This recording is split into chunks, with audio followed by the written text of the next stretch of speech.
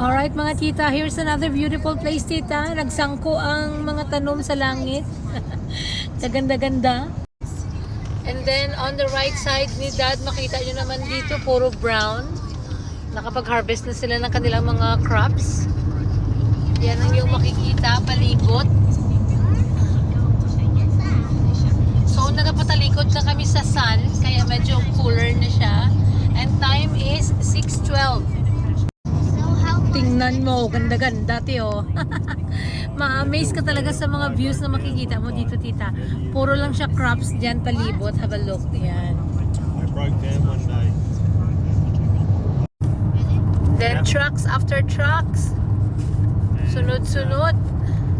Anyway, I just happened to limp into this Red Hill place. Yeah. They put me up. Anyway, I had to call a tow truck. Go all the way back to Port Pirie. Look at that place. Oh, tita. Pag nagpunta ka ng Australia, tita, na-feel mo talaga ang Australia kung magpunta ka ng mga countrysides. Makita mo ang beautiful landscapes. And then, maraming mga products. Ito, oh. So, kung sa Pilipinas, ang crops natin is palay and corn. Dito, yan yung mga tanim nila. Mga barley. What else daw? Common... Barley, rye, soy. Yeah. What else? Sorghum. Sorghum, canola. Canola. Yan yung mga crops dito. So this time, makita nyo yan, tingnan mo ang ganda. Puro brown. Kasi nga end of summer, autumn na talaga eh. So ang summer tapos na. Kaya brown lahat ang palibot, tita. So I don't know when na naman ang mag-start ang cropping nila Called dito. stubble. Stubble? Harvest has already been harvested. Okay. This is what's left after this been harvested. Yung brown ang natapos na after na nag-harvest, you call it Stubble. stubble. Kung sa Pilipinas ang tawag diyan mga kauhutan o mga ginaraban ba? Parang ginaraban siya. Ayan oh. Super brown, ang ganda. So this time we are at Red Hill. So mga 2 hours away from Adelaide City. Tapos tingnan nyo dito, may maganda silang silos dyan, na big ones. Ano kaya yan, Dad? What do you think is that? The brown ones. Soil. Is that soil? Huh? Tingnan mo na tita, kaganda-ganda. Not sure why. Used for some purpose. And then doon sa unahan, may ano na naman, may wind farm na naman. Asan ba yun? Iba na naman na iyan. Oh, truck. That's it. Truck. Nagauyog ang karta ba? Silly thing to think of. Naranga. Look! Naranga. Was it? Yeah, Naranga. Ano kaya ang nandyan mo? Sobrang layo. Kamingaw siguro dira ang lugar, no? Sa unahan, no? Ay, kadamo sa truck.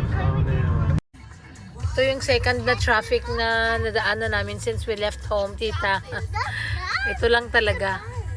Kaya may road work, no? Traffic. Beep. Yan lang naman ang traffic dito sa amin, te. Wala lang iba. I don't know, approaching sa city later on, then it will be big traffic. Ay, nakapoy na po yung ating Barbie. Bakit? No, that's not bucket. We don't know how to swim. But there's no toilet for us. Ambot na lang tita, pag andito kami, inggit talaga kayo sa view. Huh? Ambot sa inyo dyan. Sea monsters are real. Here comes the sea monster. What's the places again? Look Hill? Hill. Look Hill. Kadalag ko sa mga truck, inadlukan ta ako ni sa ilaya. Do mga dog. So malapad yan siya tita, ang tawag nila dito parang pink salt yata ito, pink lake, pero parang this time parang hindi man siya pink. May time lang siguro talaga, if I'm not mistaken. Baka mali lang ako ha, kasi may dito sa Australia may pink lake talaga dito. Pero parang ito na yun eh. Malapad siya, oh. Ayan, nakita mo lang monster? You know. Kunwari. Yan, oh, kunwari lang. Langan. Akala niyo talaga monster, ha? Pwede ka mag-sail dira, oh. Sail on the water. Sige lang, i-research muna natin kung salt pa talaga yan siya. Salt lake ba Salt ito?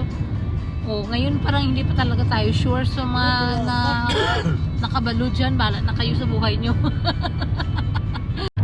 So, next time magpunta tayo dyan, tita, ha? Pag-uwi lang, pag-uwi.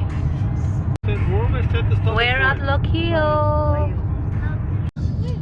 There's a big monster! Wow! Yeah. Did you see it, Ashred? Look! Where is it? Oh!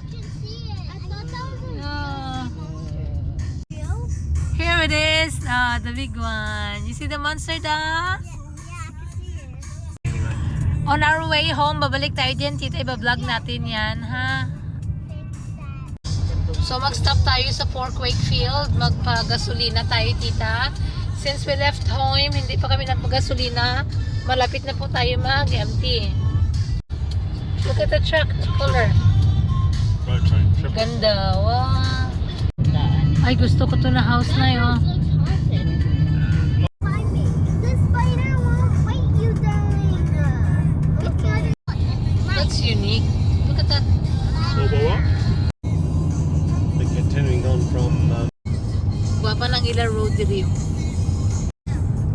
2 years ago, tita, nung dumaan kami dito, galing ng Melbourne, gina-construct pa lang yan siya. So now, almost finished. Ano? Ito na naman ang mga truck, ang mga bigatlan. Oh, ang mga lag ko. I want to go home. O, pag itagabot sa pagkatuan, mag-home ka na. Hindi ko talaga gusto may mga drama-drama ng mga bata sa likod. Samtang nag-voice over ako dito, ba? Kaya magandang ang view dito. Ginapakita ko gani sa kanila. Si Astrid dito, tita, uwi na daw siya sa amin. Pa nga kami nakaabot sa papuntahan namin, uwi na siya kaya manghihi lang siya. So once ma-finish na yung road sa other side, maging 2 lane na ito siya dito, no? Ibuksan ko ang window, tita, para makita nyo na closer. Oh. Hey, you take that out. Oy, kagwapa! Wala ka namin, tala, nagustuhan ko siya. Oh. May truck na naman. She is smiling. Yellow na tagad mo, may dito, ano na. Yeah, I can't see. Look, may mga kangaroo doon, tita. Yay! There. What's in there, da? Chicken. Chicken farm? Yeah. Chucky! Look sa mga tired, be. Si nanay, be. Ginhawa pa My man. bun was up here, now it's all the way down here. Hey guys, look, my bag's staying here. Oh, another chicken farm, tita. Dito na area, puro mga kapultrihan. Few more minutes, tita, makapag-gasolina na kami. We're here. Ito yung bakery, tita, na every time you stop in this place, talaga you won't miss it kasi masarap. Tapos may tagalimpyo kami sang screen, tita, oh. So finally, nakapa-full tank na naman kami, tita. We're good na naman. Look, man. Nami talaga siya magtrabaho. Perfect. Bayad. Okay, napaka-gasolina na kami. And then, maraming gasoline station dito na area. And then, start again. Another an hour more to the city. Yep. 4 trucks, oh. Andamdad camera, dad. Bago lang kami naglimpyo ng screen. Oh! Naglagupok ang pupo.